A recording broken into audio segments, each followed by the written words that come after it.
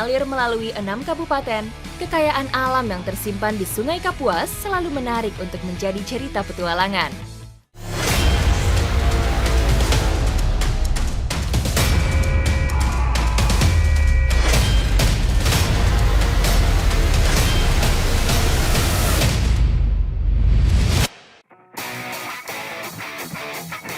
Arowana jenis Super Red merupakan salah satu ikan endemik penghuni aliran Sungai Kapuas yang telah mendunia. Keindahan bentuk badan serta motif warna yang indah pada sisiknya bahkan menobatkannya menjadi salah satu ikan hias termahal.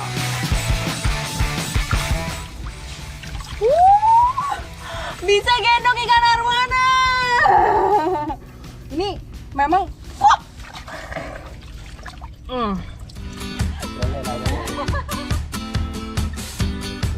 Di habitat aslinya, ikan arowana sudah sangat susah untuk dijumpai. Salah satu usaha untuk menjaga kelestariannya adalah dengan membudidayakannya di kolam-kolam seperti ini. kamu nyari yang ini kan? Baru dibilang takut loncat, beneran loncat tadi ke arah saya. Untung ini jaringnya tinggi jadi nggak sampai keluar.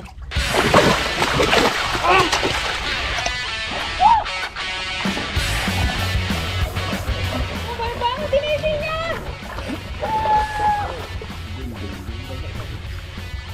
Ini isinya mungkin lebih dari berapa? Lebih dari 3. Oh, ada 4. Sebagai salah satu ikan hias termahal, Arowana Super Red bisa mencapai harga jutaan hingga miliaran rupiah. Indukan ikan yang ada di kolam ini rata-rata memiliki panjang 60 cm ke atas. Beruntung, dalam petualangan saya kali ini, bisa langsung ikut merasakan panen anakan ikan Arowana Super Red yang masih dierami induknya. Sekarang kita sudah menemukan ikan yang sedang mengeram. Nah, ini umurnya kira-kira 3 minggu, tapi sudah bisa dikeluarkan ya, sebelum dia memuntahkan. Bahaya, makanya kalau sudah diketahui, kita amankan dulu anak yang ada di dalam mulutnya.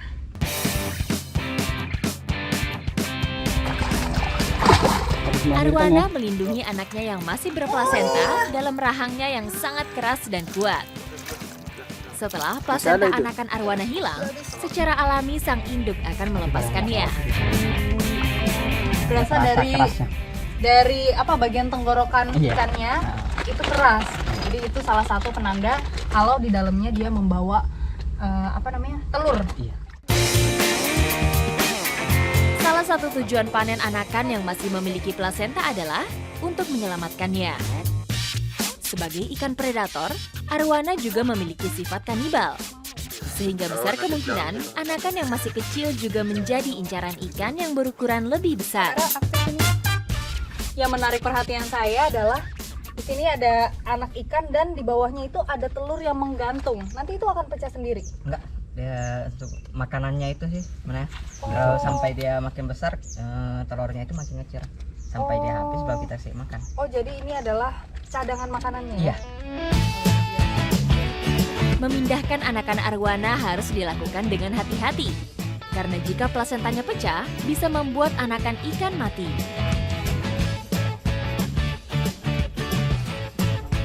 Oke, sudah semua.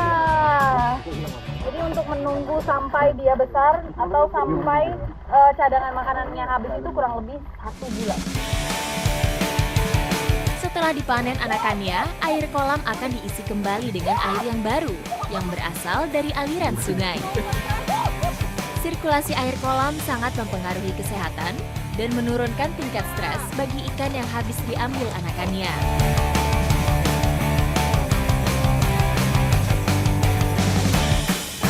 Nah, sekarang di tangan saya sudah ada kodok dan juga kecoa. Ini adalah makanan dari ikan arowana. Nggak nyangka kan makanannya ternyata kodok dan kecoa. Pemberian makan ikan biasa dilakukan ketika pagi atau sore hari, mengikuti pola hidup arowana di alam.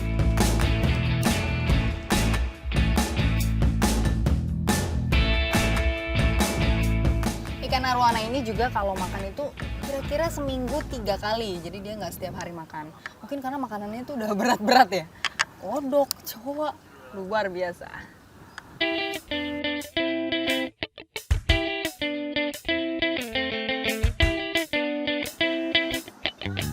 anakan arwana yang telah dipanen selanjutnya masuk ke akuarium karantina. Di akuarium inilah mereka terus dipantau perkembangannya hingga ukurannya siap untuk dijual. Ini terlihat ada 2 kotak di depan saya. Jadi kotak yang pertama ini dari indukan yang pertama tadi bertelur.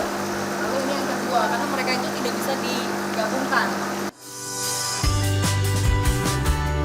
Setiap farm memiliki standar masing-masing untuk menjual anakan arwana super red hasil budidaya.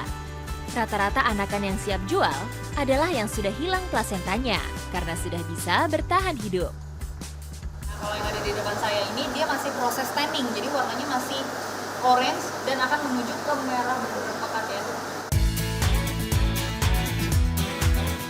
Semakin pekat warna pada sisik ikan, maka bisa dipastikan semakin mahal pula nilai jualnya.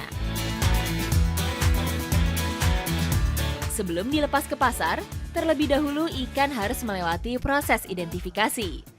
Pemberian nomor identitas sangat penting untuk mengetahui dan menelusuri keberadaan sang ikan, karena nomor identitasnya sudah terdaftar secara resmi. Ini ikan arwana yang ada di depan saya sebentar lagi mau di tagging. Artinya diberikan identitas, jadi seperti punya KTP. Kayak manusia jadinya ya. Penanaman chip tagging pada tubuh ikan pun tidak bisa dilakukan sembarangan. Semua proses dilakukan dengan sangat hati-hati supaya tidak menyakiti ikan. Nah, kalau sudah dimasukkan ke kantong seperti ini, nanti tinggal dibius, setelah itu baru mulai di tagging. Ini dia cairan pembiusnya, jadi nanti tinggal ditetesin aja sekitar 3 tetes ke ikan arwananya, di situ dia akan pingsan. Pingsan sesaat. Ikan arwana satu ini rencananya akan dikirim ke luar negeri. Bisa terlihat keindahan corak dan motif warna pada sisik-sisiknya. Ini sudah terlihat ikannya sudah mulai goyang-goyang oleng gitu. Berarti udah bisa dikeluarkan dari plastik, ditaruh ke tempatnya. Chip yang dipakai ini memang sangat kecil sekali bentuknya. Agak sulit, tapi nggak apa-apa ini dipegang ini. Sangat kecil sekali yang nanti akan dimasukkan ke tubuh ikannya. Setelah di-scan, akan muncul nomor seperti ini. Sekarang saya mau mencoba tagging ikan arwana. 1, 2, 3, 4. Di sini ya. Gini aja cukup. Tutup aja langsung. 1, 2, 3. Udah? Oh, udah. Serius udah. Punggung ikan merupakan bagian yang paling aman dan kuat supaya chip tetap tidak lepas. Pemberian nomor identifikasi sangat penting bagi arwana super red yang masuk dalam kategori dilindungi undang-undang.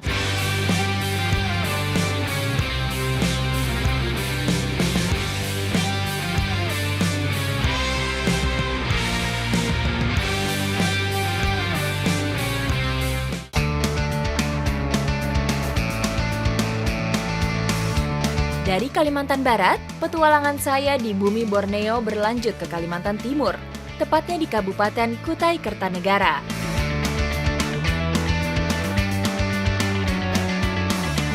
Keselarasan hidup masyarakat Desa Muhuran dengan alam dapat saya rasakan dalam kehidupan sehari-hari mereka. Bentang lahan gambut luas mampu mereka manfaatkan dengan arif dan bijak.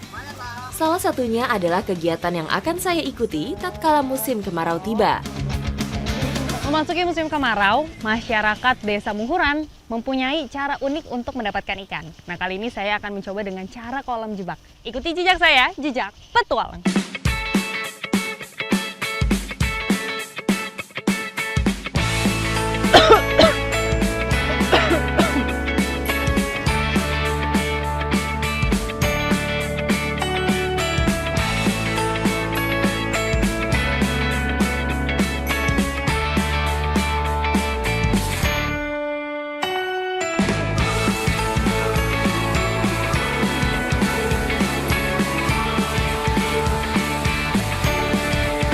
Sesampainya di lokasi, rupanya warga sudah sibuk menangkap ikan.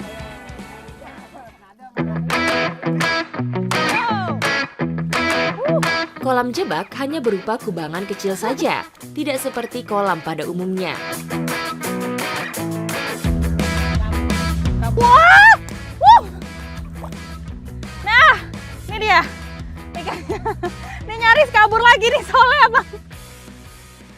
Jadi memang kolam jebak ini sengaja dibuat supaya pada saat musim kemarau airnya mulai surut. Jadi ikan-ikannya terjebak nih di sini. Karena ini kan kolamnya sengaja juga dibuat lebih dalam. Tapi ini saya kelilipan ini deh, lumpur. Ketika surut seperti ini, warga dapat menangkap ikan secara beramai-ramai dengan tangan kosong. Nih, ikan yang didapatkan rata-rata tuh ikan gabus semua. Karena cuma dia satu-satunya yang bisa bertahan hidup di lumpur seperti ini. Masih gerak-gerak dia. Tuh udah diangkat lama tapi dia masih bisa bergerak. Ayo kita kumpulkan lagi. Ini dong. Ikan tangguh ini bahkan dapat bertahan hingga berhari-hari dalam kondisi air surut seperti ini. Gabus atau haruan memiliki kantung pernapasan yang tidak banyak ditemui di ikan lain, atau biasa disebut organ labirin. Dapat lagi nih yang kecil. Ya. Ini. Kabur. Di sini ikannya macam-macam tadi yang didapat, ada yang besar-besar, ada juga yang kecil. Tapi karena dia lincah, jadi langsung kabur. Mana tadi? Wah, sayang banget.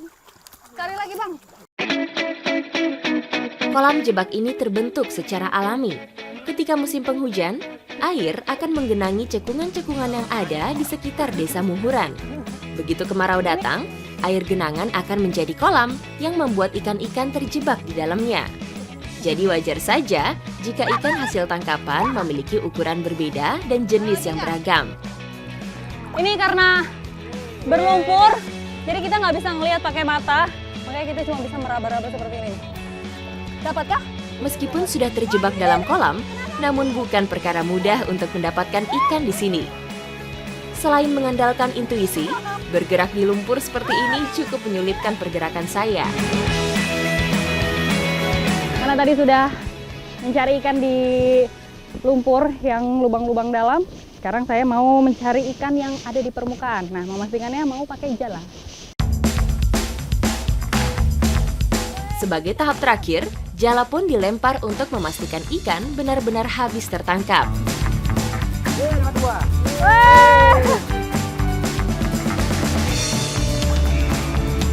Hasil tangkapan pun dikumpulkan dan dibagi rata untuk dibawa pulang. Ini ikannya udah cukup banyak sekali yang kita dapatkan.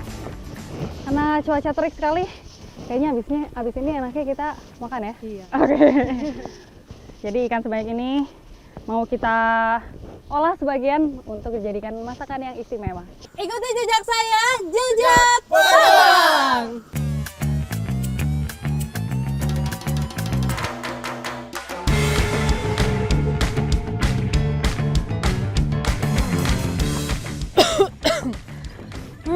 Kita duduk dulu yuk.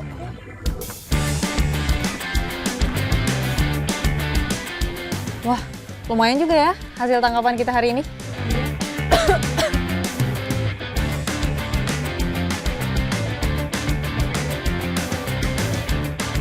Kakak dari tadi batuk-batuk terus sambil oles itu di leher. Emang kenapa, Kak? Ini loh, aku kan baru aja sampai dari kota. Kamu tahu kan berita yang akhir-akhir ini lagi populer, lagi banyak polusi di kota. Kayaknya ini batuk-batuk sama sesak nafas itu masih berasa sampai sekarang. Jadi aku pakai ini nih. Wah, itu apa, Kak? Ini tuh namanya Plosa, minyak aromaterapi 4-in-1 yang banyak fungsi dan juga banyak manfaat. Kayak sekarang nih, aku kan lagi batuk-batuk sama sesak nafas. Makanya aku olesin rollnya ini ke leher. Terus aku pakai deh inhalernya. Nafas langsung auto plong. Ini tuh semacam life hack-nya dari Plosa loh. Aku punya 2. Nih, cobain deh. Biar kamu kece kayak artis, pemain band, sultan, sampai anak presiden tuh pakai gantungan plosa ini loh. Wah, gantungin viral ini. Ya sudah lama saya incar. Tuh kan keren. Saya coba inhalernya ya, Kak.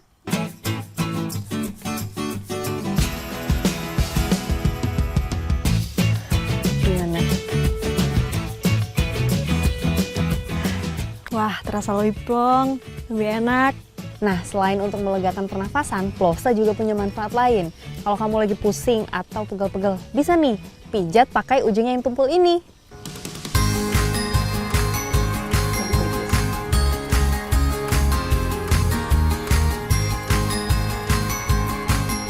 Terus kalau kamu udah mulai masuk angin, kan biasanya kerokan tuh. Nah, kerokan zaman now tuh pakai plosa. Jadi, tinggal olesin aja nih bagian roll-onnya ke leher.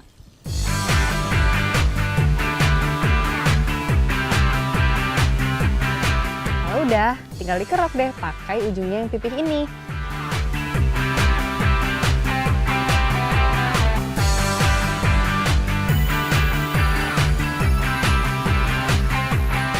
Wah, lebih praktis dan higienis ya. Nggak usah repot-repot cari koin dan krim pijat. Ini juga panasnya juara banget loh. Plosa ini packagingnya juga bukan kaca, jadi nggak gampang pecah.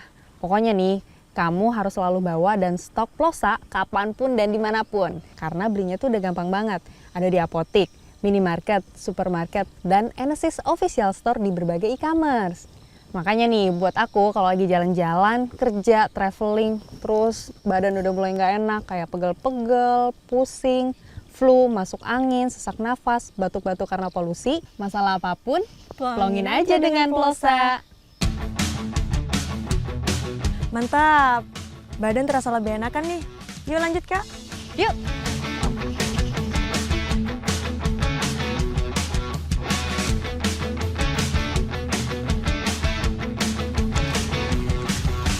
Ini ikannya sekarang mau dimasak menjadi singgang haruan. Singgang itu artinya panggang ya.